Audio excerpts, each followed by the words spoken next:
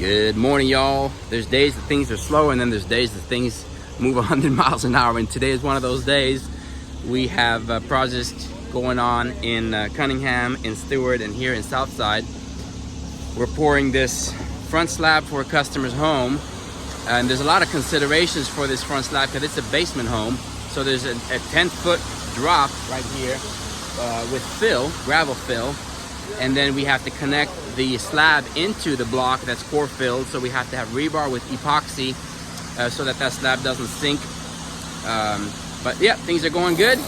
We're getting this. This is going to be a stamped concrete. It's going to be polished, and then they put a brick pattern stamp on it, and then afterwards, when it cures, they'll put a sealer and an aging color. There's a lot of things going on in construction, a lot of thought processes you have to think all the way through, from planning all the way through to finish. There's a lot involved. So let us know how we can help you on your project. Give us a call. This is Tim from Harvest Hills Homes. This house burned down in January, so this is that basically the concrete slab on the basement was the only thing that survived, plus the outside footers. So we used the same footprint, but we had to dig open the whole slab to be able to do new plumbing for the whole house. So this trench is going to get poured now with the front porch so that we can move forward. This is where it complicates.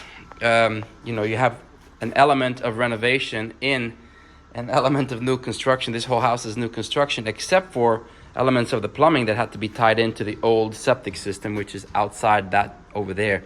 So we had to dig in about 5 feet to connect to the septic line and then do all new construction above, but having to take in consideration what was underneath this slab. So a lot of details that are hard to estimate in advance. So you just kind of throw a number at it that you think is going to be it, but then you end up having, for example, 6-inch or almost 7-inch slab thickness, and you have to pay somebody to come in and cut it up for the plumbers. But yep, we're getting it done. This house is probably going to be done in 2 months from now. I'm hoping that's the goal. See you on the next one. I got a full tank. Hopefully I make it back.